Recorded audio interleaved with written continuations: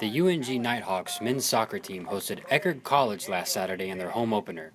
The Nighthawks were coming off of a 1-0 win against Southern Wesleyan University just 2 days prior and were hoping to make it a 2-0 start with a good performance against the Tritons.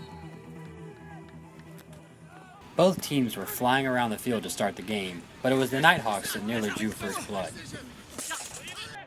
A nice cross by UNG nearly put the Nighthawks up 1-0 early, but a good save from Eckerd goalie Alex Scott kept them off the board. Alex Grant of UNG got a nice pass from Gustavo Alencar, who then managed to hammer the ball past Gott and into the back of the net, but their 1-0 lead didn't last for long. The goal was eventually waved off due to an offsides call on the Nighthawks, keeping the game scoreless midway through the first half. Juan Tejada had a prime opportunity to put the Tritons up 1-0 minutes later with a penalty kick attempt, but the Nighthawks keeper Cade Minton came up with two tremendous saves to keep the game scoreless. Then things got weird. The Nighthawks lined up for a free kick from 2 feet away, but were unable to get the ball through the wall of the Tritons. These opportunities proved costly for the Nighthawks, as the Tritons quickly went down the field and scored the game's first goal with 9 minutes remaining before halftime. Down 1-0 to start the second half, the Nighthawks quickly gave up another goal to the Tritons, this time on a ball that was crushed past Minton to put them up 2-0. After giving up a third goal later in the half, the Nighthawks came close to getting on the board but could never quite get the job done.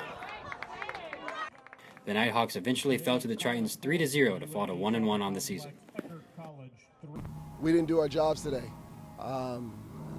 As I mentioned earlier, 3 goals that were scored were goals that were done at a rookie level.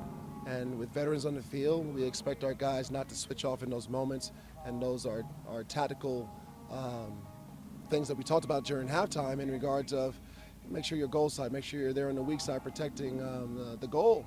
And just silly mistakes. We made the game more complicated than what it was.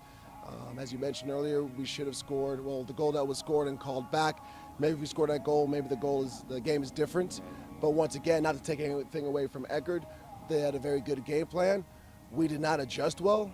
Even though adjustments were made, we just couldn't execute. And execution at this level is needed, and we weren't elite today. I know you have kind of a goalie battle here. You have several goalies that you can put on at any time. How do you assess your goalie? He made the great penalty kick save there and the rebound save as well. So how do you assess his play today? We have competition on Monday coming back.